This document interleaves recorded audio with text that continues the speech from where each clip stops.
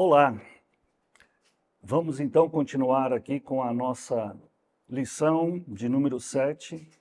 Nós estamos falando a respeito de salvação, estamos falando a respeito de redenção e estamos falando a respeito da remissão dos nossos pecados através do plano que foi estabelecido por Deus para nos resgatar do domínio do pecado, do domínio do inimigo das nossas almas, Satanás.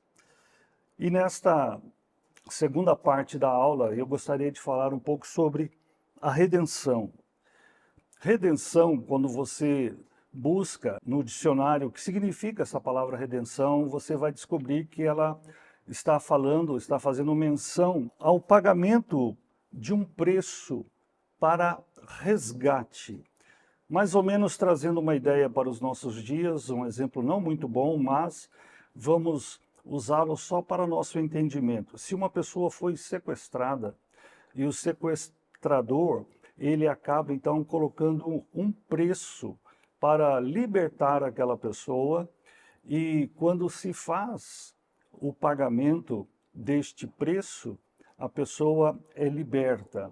Aí nós vemos que a palavra redenção está se cumprindo ali. Aquela pessoa, ela foi libertada.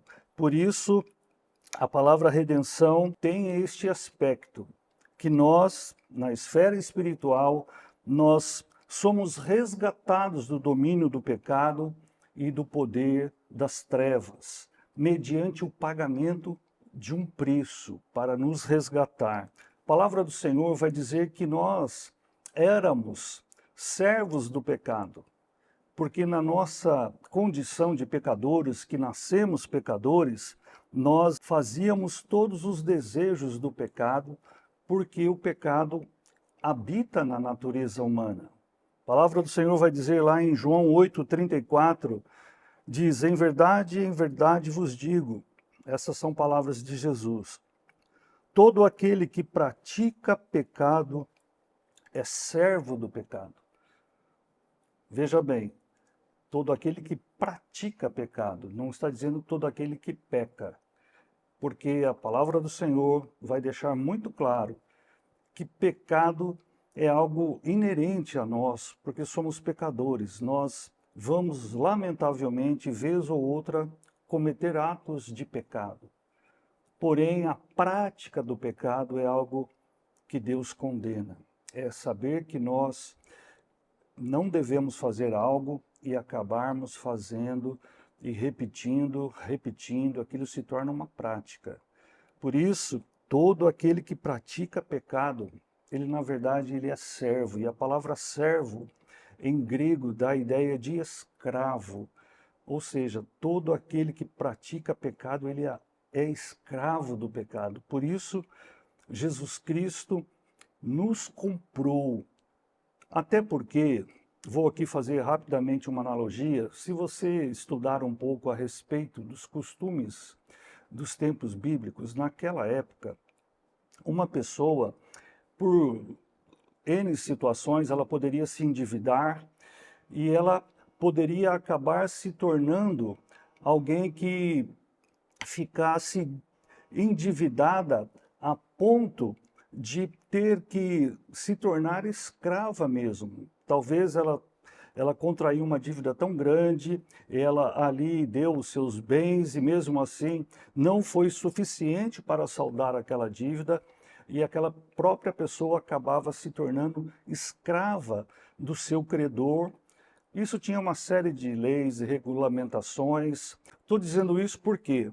Porque para o judeu essa linguagem era muito clara.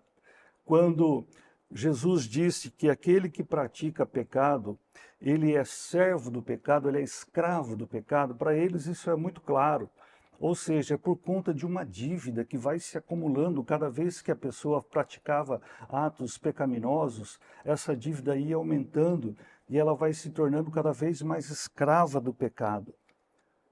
E este preço chegou a tal ponto que na raça humana não havia nenhum redentor que pudesse vir e pagar esse preço entre os seres humanos, porque o ser humano já nasce pecador.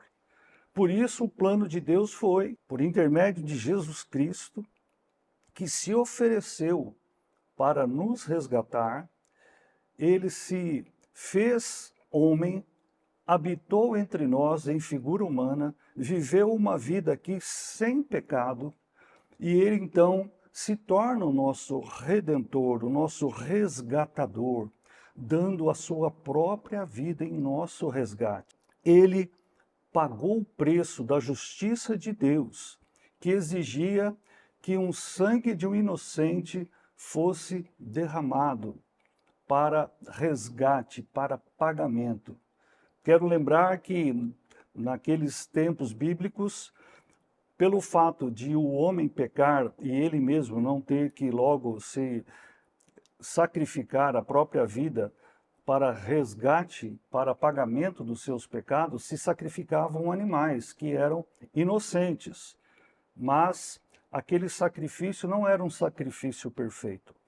O sacrifício perfeito só poderia ser consumado por intermédio de um ser humano que oferecesse o seu sangue, a sua vida, para pagamento da justiça de Deus. Porque o salário do pecado é a morte, diz a palavra do Senhor.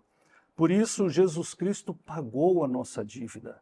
A palavra do Senhor vai dizer que todo escrito de dívida que havia contra nós, ele cravou na cruz do Calvário. E então, nós recebemos esta libertação de escravos do pecado.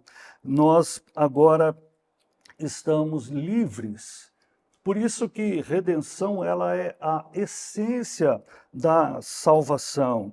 E nós agora somos justificados, ou seja, a justiça de Deus foi satisfeita. Nós agora estamos justificados, os nossos pecados agora foram todos pagos pelo sangue de Jesus Cristo derramado na cruz.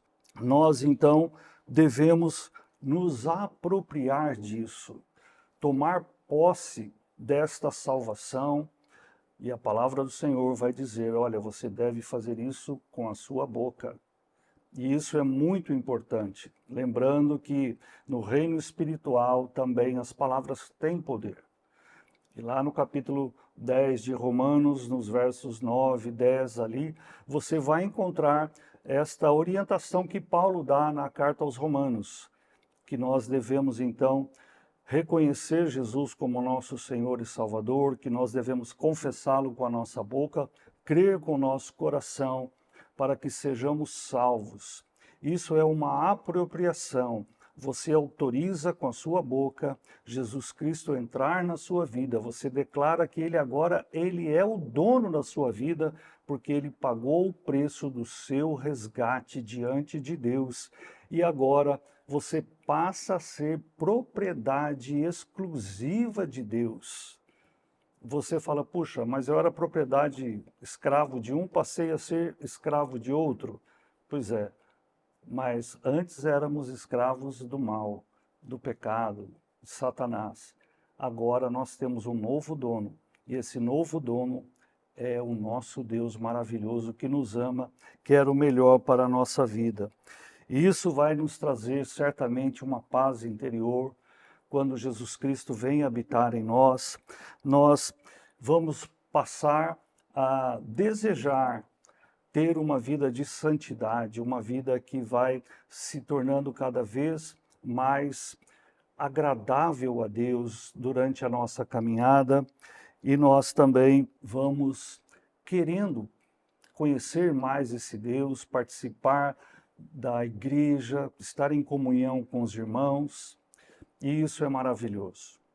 E eu quero então dizer para você que muitas vezes eu termino a lição na apostila, você sabe disso, se você está aí com a sua apostila, você vê essa pergunta no final. Você tem dúvidas que você está salvo? Mas como nós podemos ver aí na apostila, ela diz o seguinte: você confia em Jesus Cristo para a sua salvação? Você crê que Ele fez tudo isso por você? Você crê que realmente você necessitava de um Salvador e você o convidou a entrar na sua vida? Se a sua resposta foi sim, você está salvo. Se você se arrependeu, se você convidou-o para entrar na sua vida, tenha convicção que o seu nome está escrito no livro da vida e você está salvo. E glória a Deus por isso. Um grande abraço, que Deus te abençoe. Nos vemos na próxima aula.